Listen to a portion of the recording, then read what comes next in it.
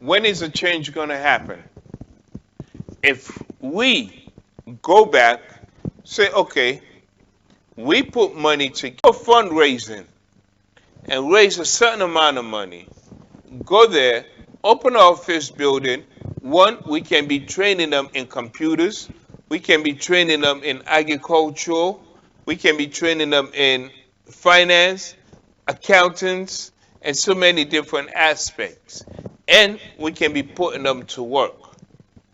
Now, the company that we put these youths to work for, if they don't pay them, we cannot afford to put these kids to wait till they get paid.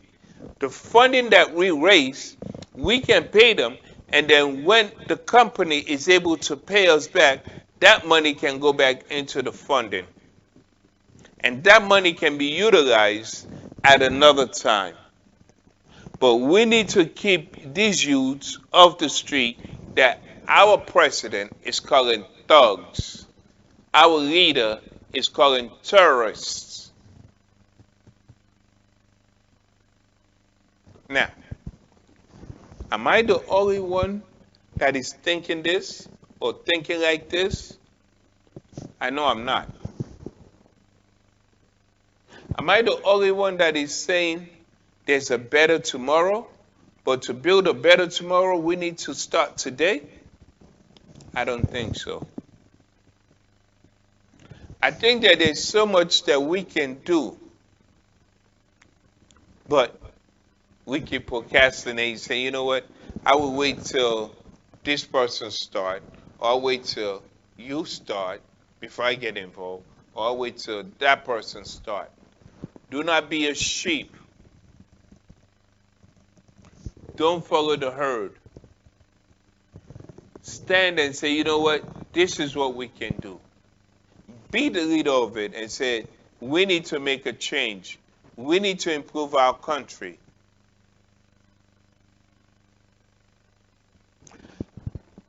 And I've said this so many times, ladies and gentlemen. We say, when we go to another country and they ask us, where are you from? You're the first to smile and say, I'm from Sierra Leone. You're so proud to say that you're from Sierra Leone, but in actuality, you turn a blind eye as to what is going on in Sierra Leone. You turn a blind eye as to what is going on in Sierra Leone. That is scary. Okay, let me tell you why that is scary. You want to trust, right? You want other people to trust you. But how can other people trust you when they can see your country going down the drain? And knowing that you have the means to make a difference. But instead, you say you're waiting for who? The witchman? The witchman. Oh, wait till the witchman catch him. Wait till the witchman do this.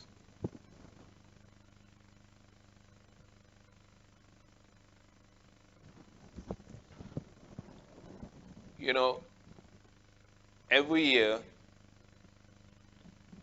we say we're going to do something. We expect something to be done. In actuality, nothing is being done. Everything just keeps rolling over. Keep rolling over. Ladies and gentlemen, I don't know what kind of emphasis you want me to put on. I don't know what you expect me to say, but I can only emphasize on what is prioritized. I can only emphasize and speak on what is important. I can only say what is going on.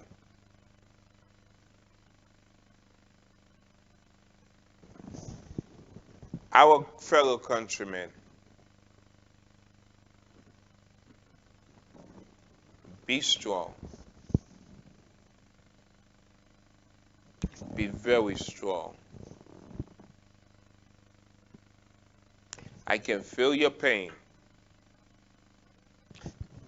I can empathize with you. But one thing I can tell you, there is light at the end of the tunnel. One thing I can tell you, the night has to come to an end where the light, the sun, has to shine. One thing I have to tell you, only the strong survive. You are very strong. You have gone through so much obstacles and you have prevailed. What you're going through now is due to greed and also is due to selfishness. Because if it's not selfishness, they would, whoever's doing what will put themselves in your shoes and say, I'm not going to be in this office too long. Somebody else is going to uphold this office and they will try to make a difference. They will try to leave a legacy. And I've stated numerous times, many times, the essence of life is to leave a legacy.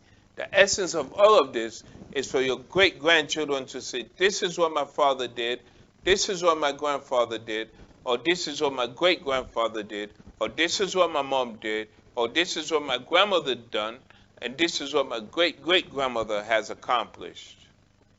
And that will make them want to follow your footsteps. But if your grandchild is always hearing negative things about you, how do you think they will look at you?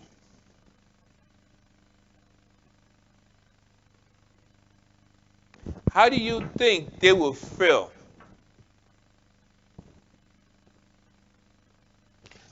I ponder on this. I reflect on this. I think about this so much. The pain that we go through. Many of our brothers and sisters are willing to sacrifice everything and anything to get out of this country. Why? Why can't our brothers and sisters say, you know what? I am happy where I'm at. This is my birthplace. This is where I was raised. I am happy to stay here. I have a good job. I have my family. I'm doing this. I'm doing that. I'm developing here. I'm supporting here. Why?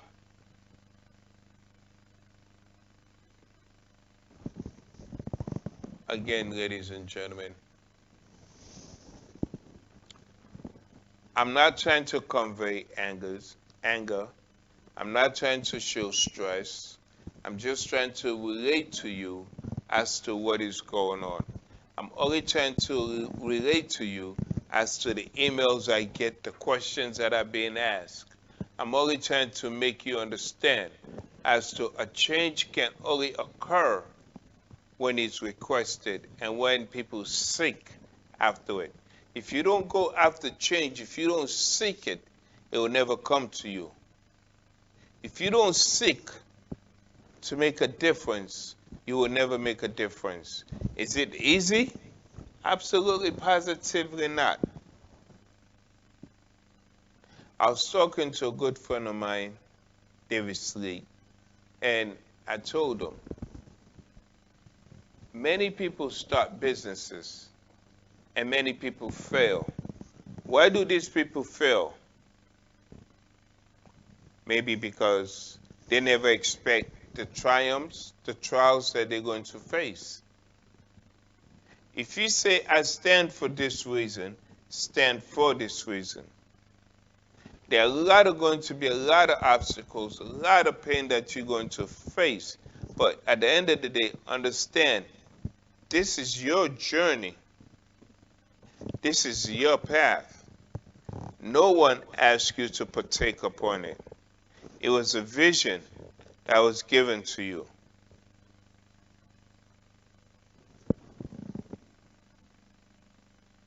Now, I know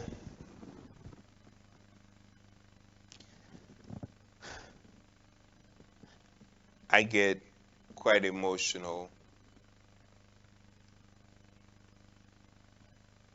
when I talk about what is going on in our country. It hurts. It hurts because I have a passion. I have an objective. I have a goal. And one of my goals, my objective, is to bring a change in Sierra Leone.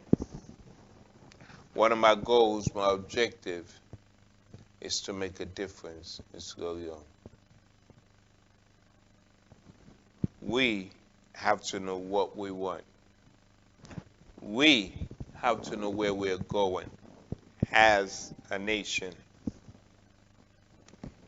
No one should come aboard and tell us where we should go, how we should go, what we should do, and how we should do. Because many of these people that intercede are only thinking about themselves.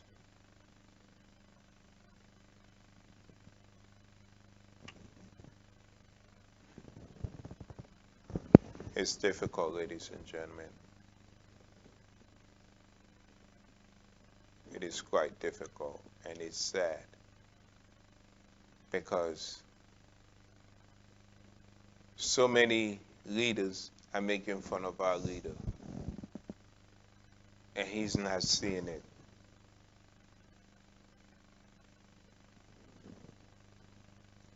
He was here in the UK, and he has to come up with a strategy as to how to move forward.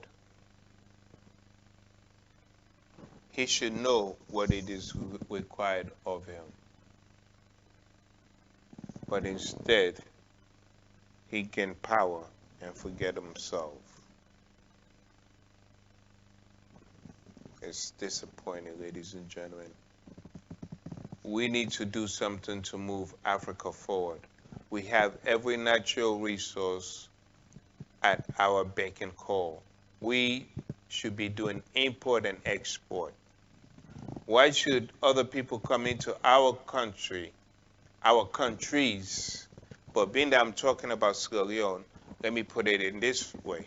Why should someone come into our country and gain while we're suffering?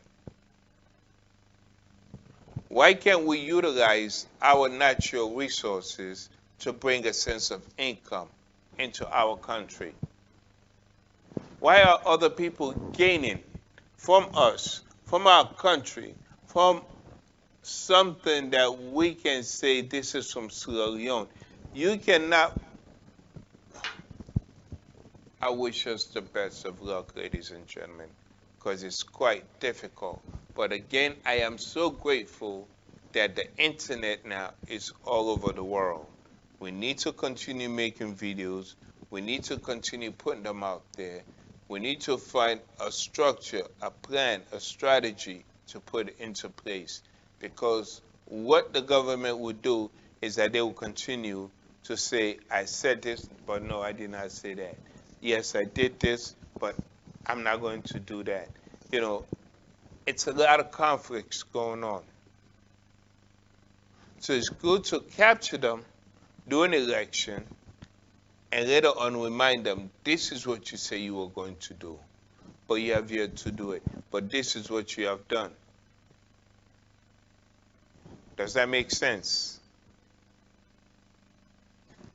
If we don't unify and build a strong front, the day we need to build a strong front might be too late.